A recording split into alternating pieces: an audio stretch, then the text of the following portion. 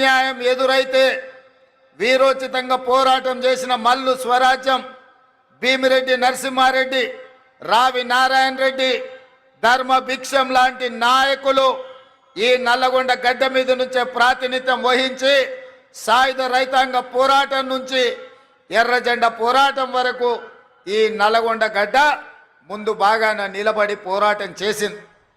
తెలంగాణ ఉద్యమంలో తెలంగాణ రాష్ట్రం వస్తే తప్పకుండా నల్లగొండ సమస్యలు పరిష్కారం అవుతాయి.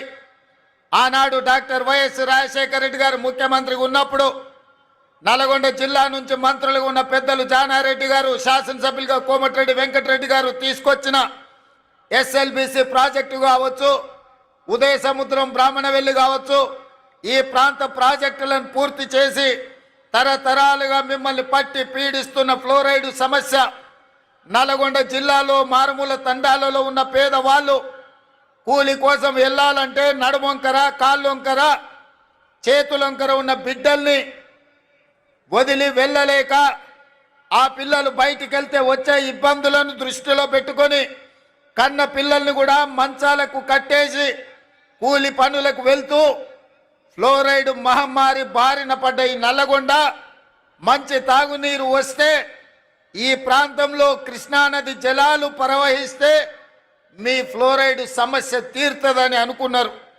ఆ ఫ్లోరైడ్ సమస్యను తీర్చడానికి 44 కిలోమీటర్ల టన్నెల్ నిజంగానే కోమటిరెడ్డి వెంకటరెడ్డి గారు చెప్పినట్టు ఉత్తమ్ కుమార్ రెడ్డి గారి నాయకత్వంలో ఒకవేళ ఆనాడే తెలంగాణ రాష్ట్రంలో చంద్రశేఖరరావు గారు 10 సంవత్సరాలు ఎస్ఎల్బిసి టన్నెల్ 44 కిలోమీటర్లు, ప్రపంచంలోనే ఇంత పొడవైన టన్నెల్ ఎక్కడా లేదు.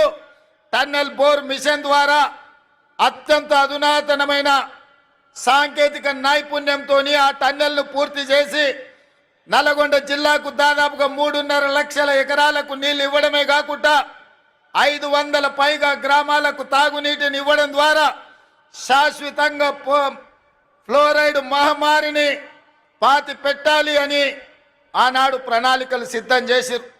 కోమటిరెడ్డి వెంకటరెడ్డి సొంత ఊరు సుఖేందర్ రెడ్డి గారి ఊరికి కూతవేటు దూరంలో ఉన్న బ్రాహ్మణవెల్లి ప్రాజెక్టును పూర్తి చేసి 1,00,000 ఎకరాలకు నీళ్లు ఇవ్వడం ద్వారా ఆ ప్రాంతాన్ని కూడా సస్యశ్యామలం చేయాలని ఉమ్మడి రాష్ట్రంలో వైఎస్ఆర్ నుంచి మంజూరు చేసుకున్న ప్రాజెక్టులు 10 సంవత్సరాల తెలంగాణ చంద్రశేఖరరావు పరిపాలనలో ఆ ప్రాజెక్టులు పూర్తి కాలేదు.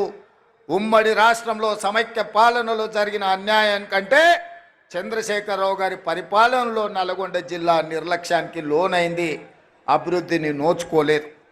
అందుకే మిత్రులారా, ఈరోజు డిసెంబర్ 7, 2024 మొదటి సంవత్సరం పూర్తి చేసుకుంటున్న సందర్భంలో మీ ఆశీర్వాదంతో నల్గొండ జిల్లాలో 12 అసెంబ్లీలలో 11 గెలిపించి 2 పార్లమెంట్లలో కుందూరు రఘువీర్ గారిని, చామల కిరణ్ రెడ్డి గారిని పార్లమెంటు సభ్యులుగా అత్యధిక మెజారిటీ, దక్షిణ భారతదేశంలోనే అత్యధిక మెజారిటీని ఇవ్వడం ద్వారా ఈ నల్లగొండ గడ్డ మీద 3 రంగుల జెండానే ఎగురుతుంది.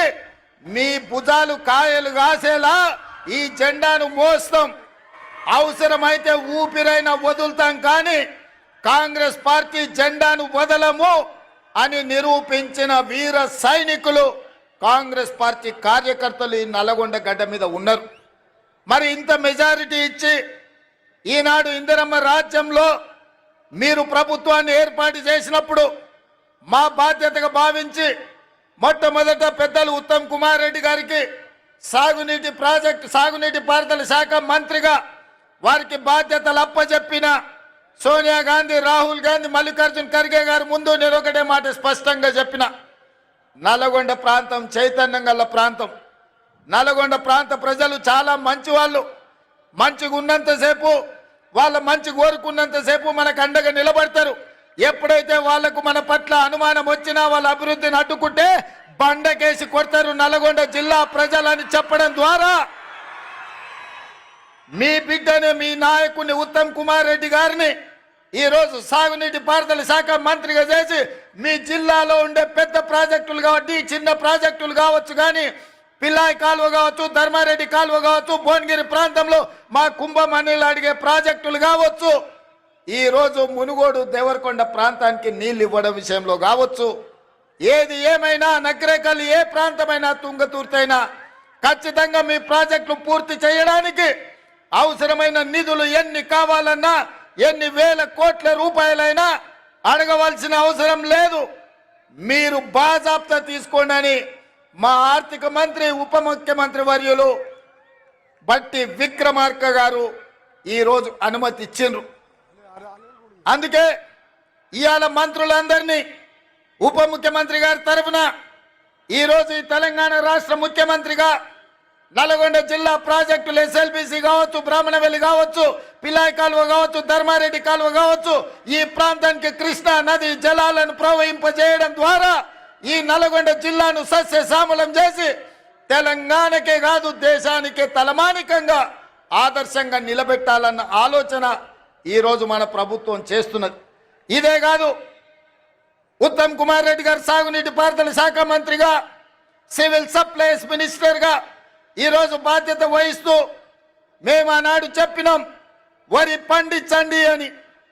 గత ప్రభుత్వం చంద్రశేఖరరావు గారు అన్నారు, వరి వేసుకుంటే మీరు ఉరి వేసుకున్నట్టే వరి కొనుగోలు కేంద్రాలు మేము తెరవము, వరి కొనము, మేము మీరేసుకుంటే మీ కర్మ అని ఆనాటి ప్రభుత్వం చంద్రశేఖరరావు గారు అన్నారు.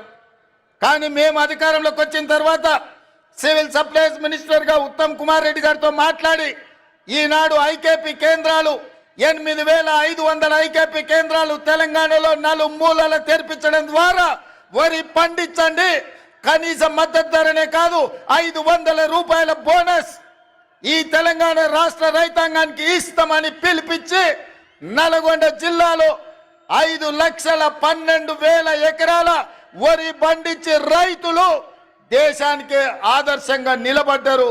అందులో 2,70,000 ఎకరాలలో సన్న వడ్లను నల్గొండ జిల్లా ప్రజలు పండించారు.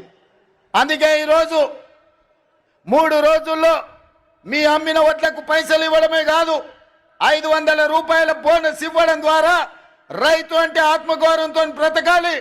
రైతుకు వ్యవసాయం దండగ కాదు, వ్యవసాయం అంటే పండగ.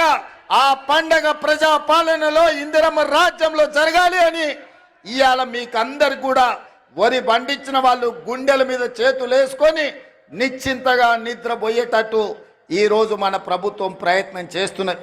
అందుకే మిత్రులారా, ఉమ్మడి రాష్ట్రంలో లేని విధంగా ఈ దేశంలోనే ఈసారి తెలంగాణ రాష్ట్రంతో పోటీపడ్డ వరి రైతులే లేరు. 66 లక్షల ఎకరాలలో 1,53,00,000 మెట్రిక్ టన్నుల వరి ధాన్యాన్ని పండించి ఈ దేశం మొత్తం మీదనే తెలంగాణ మొదటి స్థానాన్ని సాధించింది. ఈ తెలంగాణ రాష్ట్రంలో 5,12,000 ఎకరాల వరి పండించి నల్గొండ తెలంగాణలో మొదటి స్థానంలో నిలబడ్డదని నేను ఈరోజు ఈ సందర్భంగా గర్వంగా నేను చెప్పదలుచుకున్నా.